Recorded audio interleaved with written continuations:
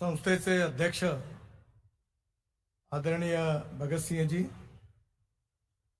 माझे मित्र आदरणीय जयंत पाटील, आदरणीय विशाल पाटील, माझे सहकारी आदरणीय सुरेश खाडे, आमदार रोहित पाटील, आमदार अरुण लाड, आमदार सुहास बाबर, अनेक वर्ष मी महाराष्ट्रात मंत्री असताना माझ्याबरोबर ज्यांनी काम केलं असे माजी मंत्री आमदार शिवाजीराव नाईक, आदरणीय PR पाटील, माजी आमदार मानसिंगराव नाईक, प्रतीक पाटील, आदित्य पाटील, राजवर्धन पाटील, दिलीप तात्या पाटील, रामराव पाटील, संस्थेचे सचिव RD सावंत, उपस्थित सर्व मान्यवर बंधूंना आणि भगिनींना,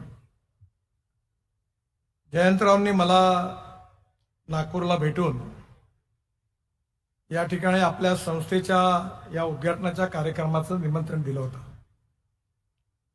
त्यावेळी मी त्यांना सांगितलं होतं की नक्की आपल्या कार्यक्रमाला येईल, कारण कार्यक्रमाला येईल असं मी याकरता सांगितलं होतं की कोल्हापूर, सांगली, सातारा, पुणे जिल्ह्यात आल्यानंतर आम्हाला अनेक नवीन गोष्टी शिकायला मिळतात। कारण ही गोष्ट खरी आहे की सहकार क्षेत्रामध्ये प्रगती होत असताना आपल्या गावाचा, आपल्या भागातला आणि आपल्या सर्वांगीण जनतेचा विकास झाला पाहिजे, ही विजन समोर ठेवून राजाराम बापू पाटील असतील अनेक नेत्यांनी या भागामध्ये शैक्षणिक क्षेत्रामध्ये, कृषी क्षेत्रामध्ये उत्तम कार्य उभं केलं आहे। एका फिलॉसॉफरनी असं सांगितलंय, you can donate I but you cannot donate vision. डोळे दान केले जाऊ शकतात पण दृष्टी काही दान केले जाऊ शकत नाही। स्वर्गीय राजाराम बापूंनी ज्यावेळी या भागामध्ये काम सुरू केलं तो काळ माझ्याकरता फार जुना नवीन असा होता, कारण मी विद्यार्थी होतो। मी 1975 साली ज्यावेळी देशात आणीबाणी लागली त्यावेळी 11व्या वर्गात शिकत होतो आणि त्यावेळी आणीबाणीच्या विरोधात काम करायला सुरुवात केली आणि त्यामुळे माझा मॅट्रिकचं वर्ष जे पर्सेंटेज होतं ते मला खूप कमी मिळालं, ते फक्त 52% मिळालं। आणि माझं दुर्भाग्य असं की सायन्समध्ये मला 49.26% मिळाले। त्यामुळे माझ्या घरच्यांची, बहिणींची, आईची, सगळ्यांची इच्छा होती की मी इंजिनियर झालो पाहिजे, पण मी इंजिनिअरिंगच्या ऍडमिशन करता डिस्क्वालिफाय झालो। खरं म्हणजे माझी लोकांचा गैरसमज आहे की मला इंजिनिअरिंग मधलं बरंच काही समजतं, मला काही फारसं समजत नाही। पण आता मला 11 डिलीट्स डॉक्टरेट्स मिळाल्या, त्यापैकी 6 डॉक्टरेट कृषी विज्ञानामधले आहेत। आणि इंजिनिअरिंग मध्ये आता मी ज्या डिपार्टमेंटला काम करतो त्यांनी 7 वर्ल्ड रेकॉर्ड केले। मला अनेक टनेल, रोड, ब्रिजेस बांधायची संधी मिळाली। खरं म्हणजे ती काही माझ्या ज्ञानामुळे ती झाली असं काही नाही आहे, पण मंत्री म्हणून त्याचं क्रेडिट मला कधी कधी मिळतं। माझ्याबरोबर काम करणारे हजारो इंजिनियर्स, कॉन्ट्रॅक्टर्स, अधिकारी, जनतेचं सहकार्य या माध्यमातून ही सगळी कामं होत असतात। मला अतिशय आनंद आहे की एखाद्या वेळी चांगली गोष्ट जी होते त्याचं मी आजच आपल्या प्राचार्यांना एक विनंती केली की हा पेठ ते सांगली या रस्त्यावर मी 3-4 वर्ष बऱ्याच शिव्या खात होतो। हा फार खराब रस्ता होता। पुणे जिल्ह्यातल्या, कोल्हापूर जिल्ह्यातल्या, सातारा जिल्ह्यातल्या, सांगलीच्या बरेचसे रस्ते होऊन गेले, पण हा रस्ता काही कारणामुळे अडकला होता। आणि ज्यांनी याचं कॉन्ट्रॅक्ट घेतलं ते त्यांनी 46-47% बिलो घेतला। आणि मी आणि जयंतराव त्या कार्यक्रमाच्या वेळी, संजय पाटील होते, आम्ही सगळेजण कुठून तरी कार्यक्रमावर आलो होतो, सरकारी कार्यक्रम। त्यावेळी त्या रस्त्याचं भूमिपूजन झालं तेव्हा जयंतराव मला असं म्हणाले होते की हा रस्ता एवढा खराब आहे आणि कॉन्ट्रॅक्टर आता बिलो गेला, काय होईल काही सांगता येत नाही। मी त्यांना म्हटलं तुम्ही चिंता नका करू, या कॉन्ट्रॅक्टरनी काम नाही केलं त्याला रगडल्याशिवाय मी राहणार नाही। पण मला सांगताना आनंद होतो या 80% काम पूर्ण झालं आणि पुढल्या 1-1.5 महिन्यात पूर्ण रस्त्याचं काम पूर्ण होईल आणि त्याची क्वालिटी उत्तम आहे असं जयंतरावांनी सांगितलं. याचा मला मनापासून आनंद झाला. मी आमच्या कॉन्ट्रॅक्टरचं आणि सगळ्यांचं मनापासून अभिनंदन करतो. या शिक्षण संस्थेमध्ये आल्यानंतर जी फ्युचरिस्टिक डेव्हलपमेंट आहे, futuristic development and futuristic vision for development is very important. आणि त्या अनुषंगाने अनेक क्षेत्रामध्ये अतिशय उत्तम काम या संस्थेने केलं. खरं म्हणजे शिक्षण ही अशी गोष्ट आहे की ज्यावर होणारी कॅपिटल इन्व्हेस्टमेंट ही भविष्यातल्या पिढीला निर्माण करण्याकरता होणारा खर्च आहे. आणि जर आपल्या तरुण मुलांना जर चांगलं शिक्षण मिळालं तर आपण जगामध्ये पुढे जाऊ शकतो. हे युनिव्हर्सल ट्रूथ आहे. आणि याचं उदाहरण आज या संस्थेत मी बघितलं. मी नेहमी 2 गोष्टी लक्षात ठेवतो की innovation, entrepreneurship, science, technology, research, skilled and successful practices, we name it as knowledge, and conversion of knowledge into wealth is the future. आणि हेच राजाराम बापूंनी त्या काळात जाणलं असल्यामुळे त्यांनी उत्तम पायाभरणी केली आणि जयंतरावांनी आणि त्यांच्या बंधूंनी अतिशय उत्तम या ठिकाणी शिक्षण संस्था भविष्याचा वेध घेत निर्माण केली. मला अतिशय आनंद आहे की या शिक्षण संस्थेच्या माध्यमातून जे मुलं तयार होतील त्यांचं भविष्य अतिशय उज्ज्वल आहे. आपल्या प्रधानमंत्र्यांचं स्वप्न आहे की आपल्या देशाला आत्मनिर्भर भारत बनवायचा आहे. $5 ट्रिलियन ची इकॉनॉमी तयार करायची आहे. या देशाला जगातली 3री अर्थव्यवस्था बनवायची आहे. आणि हे जर करायचं असेल तर आपल्या इथे सगळ्यात मोठी देणगी आपल्याकडे आहे की जगातली सगळ्यात trend, young, talented engineering manpower जगात कुठल्या देशामध्ये असेल तर त्या देशाचं नाव हिंदुस्थान आहे. आणि त्यामुळे येणाऱ्या काळामध्ये आपलं भविष्य उज्ज्वल आहे. मधल्या काळामध्ये आपल्या देशातून IIT मधून जे विद्यार्थी उत्तम पास झाले त्यांनी MBA केलं आणि युरोपियन कंट्री आणि अमेरिकेमध्ये जे सगळे CEO आहेत त्यांचा पगारही आपण समजा आपल्या कल्पनाशक्तीच्या बाहेर. कोणी 100 कोटी, कोणी 200 कोटी, कोणी 300 कोटी अशा यांची मोठी कॉन्फरन्स झाली. आणि योगायोगाने त्या कॉन्फरन्सचं उद्घाटन व्हिडिओ कॉन्फरन्सने मला करण्याची संधी मिळाली. त्यावेळी माझ्या लक्षात आलं की आपली तरुण मुलं जगात जाऊन किती मोठं काम करतात. तुम्ही मायक्रोसॉफ्ट असेल, गुगल असेल, जगातली मोठी मोठी रिसर्च असतील, या सगळ्यामध्ये भारतीय इंजिनियर्सचा खूप मोठा सहभाग आहे. आणि त्यामुळे ज्ञानाच्या भरोशावर आपण जगामध्ये राज्य करू शकतो इतकं नॉलेज हे महत्वपूर्ण आहे. पण नॉलेजच्या बाबतीमध्ये अनेक प्रकारच्या फॅसिलिटी या ठिकाणी आहेत आणि यामुळे आपलं जीवन सुसह्य होणार आहे, सस्टेनेबल डेव्हलपमेंट होणार आहे. सध्या जगामध्ये एका मोठ्या गोष्टीची चर्चा सुरू आहे. पण ती चर्चा जी आहे ती डोमेस्टिक हॅपी ह्युमन इंडेक्स, आपल्या मराठी भाषेत त्याला सुखांक असं म्हणता येईल. भूतानच्या प्रधानमंत्र्यांनी युनोमध्ये एक भाषण दिलं आणि त्यांनी सांगितलं की आपण डोमेस्टिक हॅपी ह्युमन इंडेक्स वाढवला पाहिजे, सुखांक वाढवला पाहिजे. सुखांक वाढवला पाहिजे याचा अर्थ असा होता की आपल्या गावामध्ये जी जनता राहते त्यांना राहायला उत्तम घर मिळालं पाहिजे, त्यांच्या मुलांना उत्तम शिक्षण मिळालं पाहिजे आणि त्याचबरोबर त्यांना उत्तम फॅसिलिटी, सुविधा मिळाल्या पाहिजे. शेतकरी असतील तर ते समृद्ध आणि संपन्न झाले पाहिजे, त्यांच्या मालावर प्रक्रिया करणारे उद्योग झाले पाहिजे. आणि या सगळ्यांमधून जे पर कॅपिटा इन्कम वाढणार आहे, ग्रोथ रेट वाढणार आहे, त्यातून गावं समृद्ध आणि संपन्न होणार आहे, अशी डोमेस्टिक हॅपी ह्युमन इंडेक्सची त्यांची कल्पना होती. आज जेव्हा मी आपल्या गावामध्ये आलो तेव्हा आपण ही कल्पनाही 25 वर्षापूर्वी करू शकलो नाही की या इस्लामपूर सारख्या गावामध्ये, या शहरामध्ये एवढं मोठं इंजिनिअरिंग कॉलेज तयार होईल. मी ज्यावेळी महाराष्ट्र सरकारमध्ये होतो, 18 वर्ष महाराष्ट्राच्या विधिमंडळात राहण्याची मला संधी मिळाली, त्यावेळी आमची एक कमिटी तयार झाली होती शिक्षण मंत्रालयाने आणि आम्हाला महाराष्ट्रात दौरा करून महाराष्ट्र सरकारला एक रिपोर्ट द्यायचा होता. आम्ही बऱ्याच ठिकाणी फिरलो आणि आल्यानंतर ज्यावेळी रिपोर्ट द्यायची वेळ आली त्यावेळी मी शिक्षण मंत्र्यांना सांगितलं की आमचा रिपोर्ट 4 वाक्यातच संपू शकतो. त्यामुळे एवढं तुम्ही हिंडले आणि एवढ्या कमी शब्दात कसा संपणार आहे.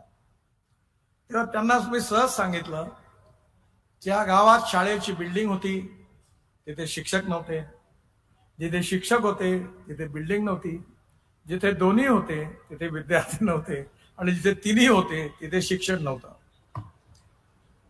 त्यामुळे तुम्ही भाग्यवान आहात की राजाराम बापूंनी जी विजन ठेवली त्याच्यामुळे उत्तम शिक्षण संस्था निर्माण झाली आणि जागतिक दर्जाचं उच्च शिक्षण तुम्हाला उपलब्ध झालं. याबद्दल आपण अतिशय भाग्यवान आहात की ज्यामुळे या सगळ्या फॅसिलिटी आपल्याला मिळाल्या. जग बदलत चाललेलं आहे आणि बदलत्या काळामध्ये आपल्याला आपल्या विकासाचा गंभीरतेने विचार करण्याची आवश्यकता आहे. महात्मा गांधी असं म्हणायचे की आपला देश 90% गावात राहतो, पण 90% जो गावात राहतो हळूहळू 35% जनतेचं मायग्रेशन झालं. मुंबई, पुणे, कलकत्ता, चेन्नई, बेंगलोर, दिल्ली या सगळ्या शहरामध्ये झोपडपट्ट्या तयार झाल्या आणि या झोपडपट्ट्या ज्या तयार झाल्या त्यातून सगळे ग्रामीण भागातून अनेक तरुण मुलं, अनेक परिवार शहराकडे गेले. ते खुशीने नाही गेले, ते मजबुरीने गेले. गावात राहायचं असेल तर गावामध्ये प्यायला पाणी नव्हतं शुद्ध मिळत, मुलांकरता शिक्षणाच्या सुविधा नव्हत्या, गावात जायला रोड नव्हता. मी विद्यार्थी असताना माझ्या शेतीवर डेअरी टाकली आणि माझा अनुभव एवढा भयंकर आहे की नंतर मला ती बंद करावी लागली. कारण माझ्या गावामध्ये एक व्हेटरनरी डॉक्टर होता.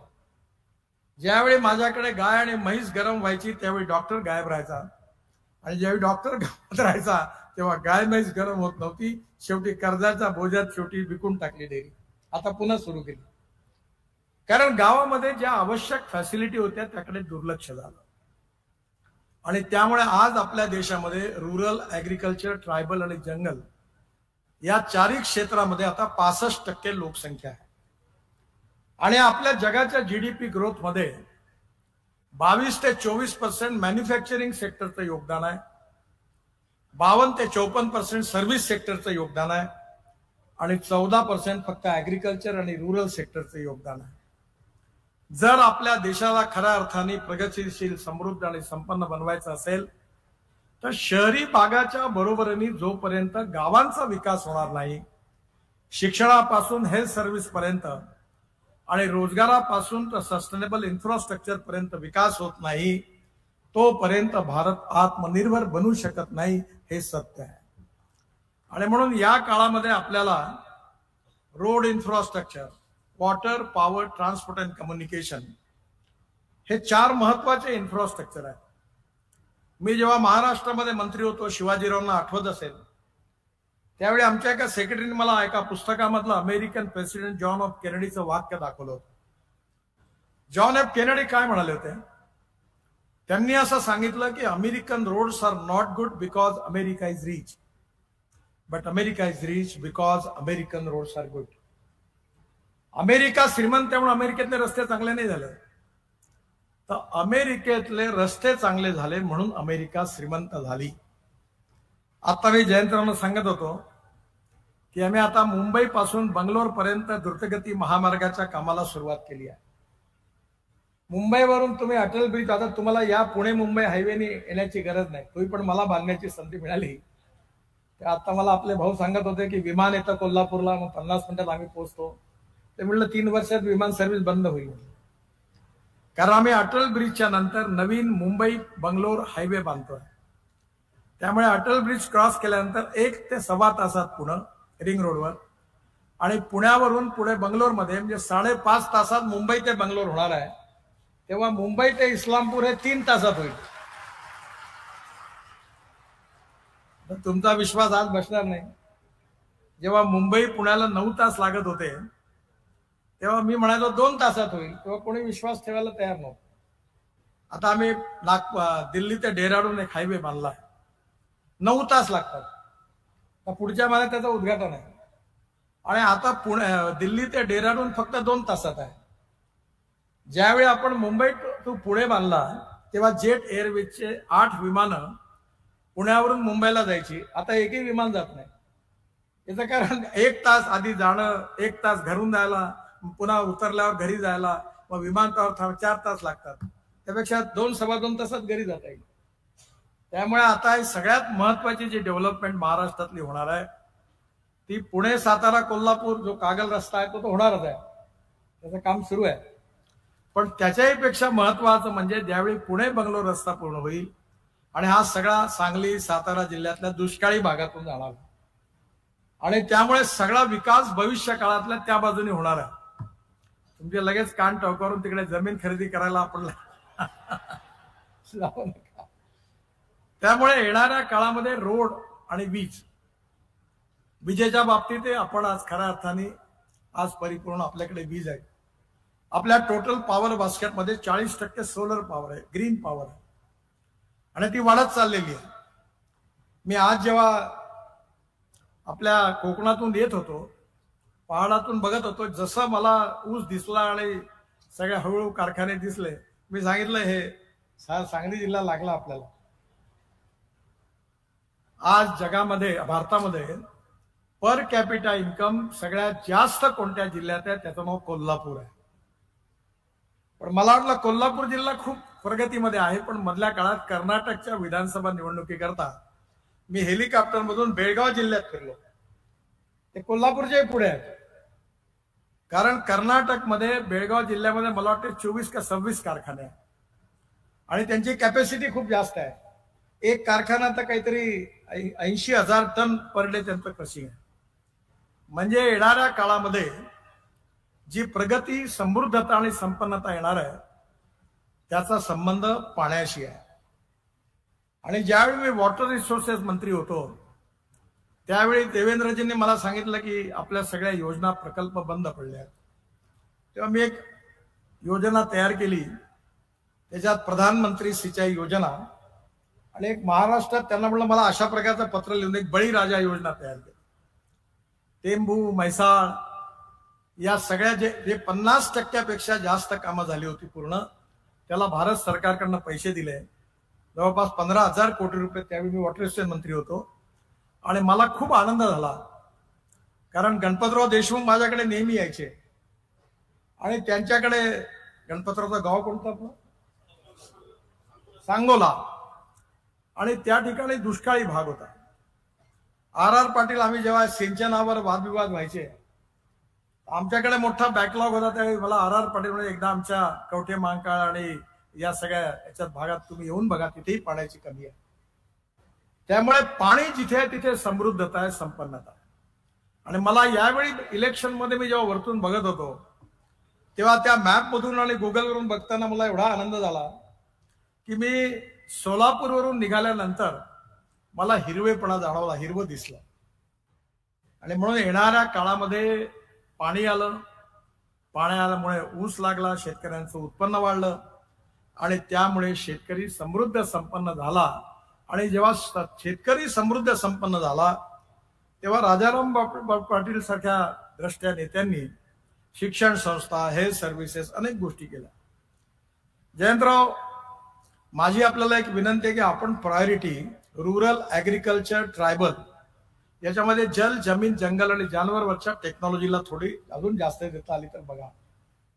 याचं कारण जोपर्यंत गावं समृद्ध संपन्न होणार नाही तोपर्यंत आपल्या देशाची प्रगती आणि विकास होऊ शकत नाही. आणि मला अतिशय आनंद आहे की जी नवीन टेक्नॉलॉजी आहे जी ग्रामीण भागाशी संबंधित आहे त्या संदर्भामध्ये आपण जरूर डेव्हलपमेंट करणारं रिसर्च इन्स्टिट्यूट करा. आता आम्ही बगास पासून, राईस स्ट्रॉ पासून आणि सगळ्या बायोमास पासून डांबर तयार केलं. आणि हे जे डांबर होतं हे नागपूर जबलपूर रस्त्यावर 1 किलोमीटर रस्ता बांधला आणि त्या ठिकाणी त्या रस्त्याचं परीक्षण सेंट्रल रिसर्च ऑर्गनायझेशननी केलं आणि त्यांनी सांगितलं की हा रस्ता प्रचलित पेट्रोलियम बिटुमिन पेक्षा हा अनेक पटीने चांगला आहे. आणि आता शेतकरी अन्नदाता नाही तर ऊर्जादाता झाला. ऊर्जादाता नाही तर इंधनदाता झाला, आणि आता इंधनदाता नाही तर हवाई इंधनदाता झाला. कारण आपण पानिपतला परळीपासून 1,00,000 लिटर इथेनॉल, 150 टन बायोबिट्युमिन आणि 78,000 टन बायो एव्हिएशन फ्युएल बनवायला सुरुवात केली. आता तो दिवस दूर नाही आहे की शेतकऱ्यांनी तयार केलेल्या हवाई इंधनावर विमानं जगातली चालतील आणि भारत त्यात सगळ्यात पुढे राहणार आहे. आणि आता हायड्रोजन हे तर फ्युचरच आहे. माझ्याकडे हायड्रोजनची गाडी आहे, मर्सिडीज पेक्षाही चांगली आहे, आणि त्याचं नाव आहे मिराई. मिराई म्हणजे ती भविष्य, जपानी वर्ड आहे मिराई. आणि म्हणून येणाऱ्या काळात 22 लाख कोटी रुपयाचं जे इम्पोर्ट आहे पेट्रोल, डिझेल आणि फॉसिल फ्युएलचं, यातले बहुसंख्य पैसे शेतकऱ्याच्या पाकिटमध्ये गेले पाहिजे, हे माझं स्वप्न आहे. आणि म्हणून या देशात जर एकदा यातले 10 लाख कोटी जरी आपल्याकडे वळले तर गावातला कुठलाही तरुण मुंबई पुण्यात नोकरी करायला जाणार नाही, असा माझा विश्वास आहे. आज आपल्याकडे मीच ट्रान्सपोर्ट मंत्री आहे.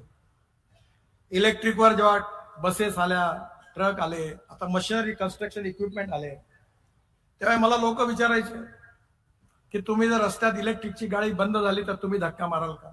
आता कोणी नाही म्हणत.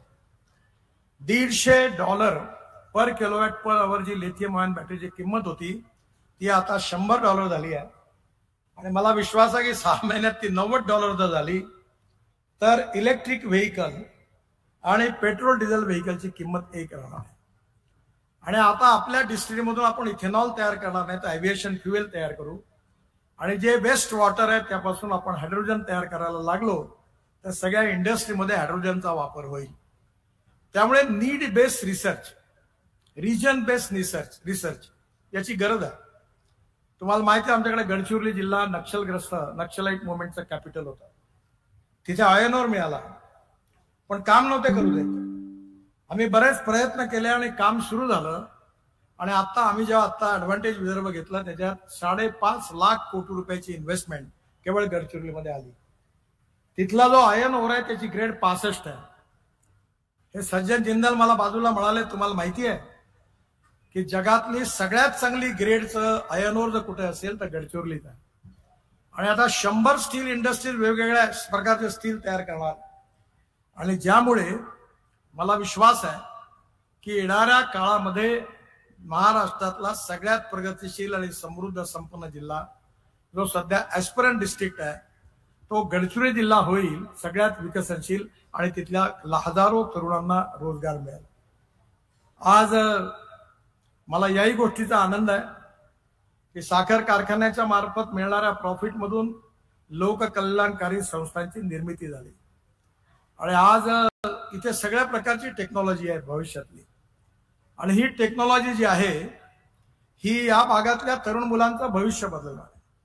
जगामध्ये त्यांना रोजगार मिळणार आहे. आणि फ्युचरिस्टिक टेक्नॉलॉजीचा आधार घेऊन कोणत्या कोणत्या टेक्नॉलॉजी आपण आणल्या पाहिजे, त्यापैकी अनेक टेक्नॉलॉजी या ठिकाणी आल्या आहेत. आणि यातून नक्कीच या भागातल्या जनतेचा विकास होणार आहे. मला अतिशय आनंद आहे की या विकासाच्या प्रक्रियेमध्ये या संस्थेची पण भूमिका महत्वाची आहे. आज जयंतराव तुम्ही फार राजकारणाचा विचार नका करू. हे पत्रकार हे असं आहे की मी काही जास्त बोलत नाही, पण मी यांचा कधीच रिकग्निश नाही करत. आणि जनतेला मी सांगून टाकला, मी पण खासदार तिसऱ्यांदा आलो. मी सांगितलं की प्रभू राम जातीयवाद सांप्रदायिकता म्हणलं बिलकुल नाही यायचं. जो करेगा जात की बात, मी सांगितलं उसको मारूंगा लात. मला फरक नाही पडला. त्यामुळे कोणाच्या लिहिण्यातून फार संवेदनशील व्हायची गरज नाही. शेवटी राजकारण, we need to redefine the definition of politics. माझी पार्टी माझ्याबरोबर आहे, माझे विचार माझ्याबरोबर आहे. अटल बिहारी वाजपेयींनी मला सांगितलं, ते म्हणाले तुम्ही जोपर्यंत निवडून येत नाही तोपर्यंत पक्षाचे आहात, खासदार आमदार निवडून आल्यानंतर जनतेचे आहात, आणि मंत्री झाल्यावर देशाचे आहात. जे योग्य काम आहे ते सगळ्यांचं केलं पाहिजे आणि चुकीचं काम आपल्या माणसाचं केलं नाही पाहिजे. आणि म्हणून राजकारण म्हणजे समाजकारण, राष्ट्रकारण, अर्थकारण आणि विकासकारण. पॉवर पॉलिटिक्स म्हणजे केवळ राजकारण नाही आहे. आणि महाराष्ट्राची परंपरा राहिली आहे की महाराष्ट्रामध्ये यशवंतराव चव्हाण असतील, वसंतराव नाईक असतील, किंवा आता बदल्या काळामध्ये अनेक मंत्री मुख्यमंत्री झालेत, पवार साहेब होते, महाराष्ट्रामध्ये इलेक्शन पुरतं राजकारण राहिलं. इलेक्शनच्या नंतर राजकारण नाही झालं. 15 दिवस ज्याच्यात दम असेल तेवढा दम मारून घ्या, तो जिंकल तो सिकंदर, जो हारला त्यांनी पुन्हा प्रयत्न करा. त्यामुळे आजचा कार्यक्रम जो आहे तो राजकारणाचा नाही, माझे अतिशय उत्तम मित्र आहे म्हणून मी या कार्यक्रमाकरता आलो. वैचारिक मतभिन्नता असेल पण मनभेद असता कामा नये, हे अटलजींचं सुंदर वाक्य आहे. आणि त्यामुळे जिथे राजकारण येईल, मी आलो ना प्रचाराला, आमच्या पक्षाकरता लोकसभेच्या विधानसभेच्या निवडणुकीत आलो तेव्हा प्रचार केला, पण निवडणूक संपल्यानंतर राजकारण संपलं. आणि त्यामुळे या शिक्षण क्षेत्रामधल्या विकासाकरता, हेल्थ सर्व्हिसेस करता, फ्युचरिस्टिक डेव्हलपमेंट करता, चांगल्या इन्फ्रास्ट्रक्चर करता आपल्या सगळ्यांना मिळून काम करण्याची गरज आहे. आणि मला विश्वास आहे की नक्कीच ही संस्था एक कॅटलिस्ट सारखं विकासामध्ये नक्की योगदान करेल. मी संस्थेच्या अध्यक्षांना, संचालकांना बऱ्याच माझ्याकडनं शुभेच्छा देतो. मला 6:20च्या आत उडायचं आहे. बऱ्याच लोकांनी मला बरीच कामं सांगितलेली आहे, मी त्यातली बरीच मंजुरी केलेली आहे. तुमच्या मिरज, सांगली, पेठ या रस्त्यामध्ये पुणे, कोल्हापूर व मुंबई, गोवा यांना जोडणारा एक राज्यमार्ग जो आहे पलीकडे, तो शिवाजीरावांनी मागणी केली आहे 2 हायवेला. त्याकरता मी नक्की दिल्लीला गेल्यावर प्रयत्न करीन. पेठ नाका सांगली काम जे आहे ते जवळपास पूर्ण झालेलं आहे. दुसऱ्या टप्प्यात व्हीयूपी, स्काय ब्रिज मंजूर करून द्यायचे मी आदेश दिले आहेत. आणि त्याच नंतर आपल्या इथे पेठ, सांगली, इस्लामपूर इथे स्ट्रीट लाईटचे तेही काम मंजूर झालेलं आहे. नंतर बरेचसे हे आहेत. मी आता असं करतो की सगळे रोहित पाहून सगळ्यांनी बरेचसे कामं मंजूर केल्या मी माझ्या वेबसाईटवर टाकून देतो, कारण या कामात फार मी राजकारणाबद्दल आणि डिपार्टमेंटबद्दल बोलणं, पण मी हे सगळे बरोबर घेतले आहेत. मी आज रात्री मी चाललोय स्पेनला. आमच्या नागपूर ऑरेंजला, स्पेन मधला ऑरेंज आहे टँगो, त्याच्या शेतकऱ्यांना घेऊन चाललोय.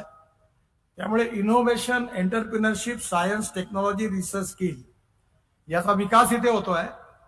आणि no material is waste and no person is waste. It is depending upon the appropriate technology and appropriate vision of the leadership that you can convert waste into wealth. आणि त्यामुळे कृषी विकासाकरता जयंतरावांनी प्राधान्य द्यावं. त्यांनी उत्तम साखर कारखाना चालवला. आमच्यासारख्या विदर्भासारखी स्थिती नाही आहे. मी नेहमी सांगतो की तुमचे साखर कारखाने म्हणजे मेरिट वाले आलेल्या मुलांची शाळा. मराठवाड्यामध्ये फर्स्ट क्लास.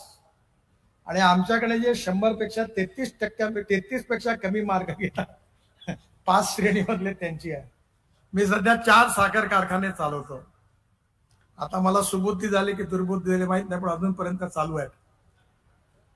त्यामुळे येणाऱ्या काळामध्ये ऍग्रिकल्चर, रुरल, ट्रायबल सेक्टरमध्ये इंजिनिअरिंग टेक्नॉलॉजीचा उपयोग करून आपल्याला सस्टेनेबल डेव्हलपमेंट कशी करता येईल याही बाबतीमध्ये आपण जरूर पुढाकार घ्या.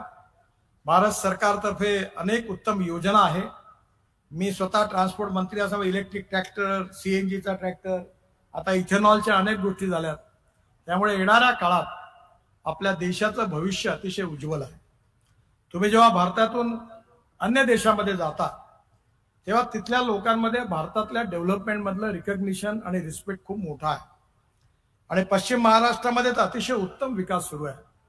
त्यामुळे या आजच्या पलीकडे अजून उडी मारून या भागातल्या जनतेच्या आशा, अपेक्षा आणि आकांक्षा पूर्ण करण्यामध्ये ही इन्स्टिट्यूट यशस्वी होईल. उत्तम विद्यार्थी तयार होतील आणि भारतात तर उत्तम काम करतीलच, पण जगाच्या कानाकोपऱ्यात जाऊन या इन्स्टिट्यूटचं नाव देखील मोठं करतील असा मला विश्वास आहे.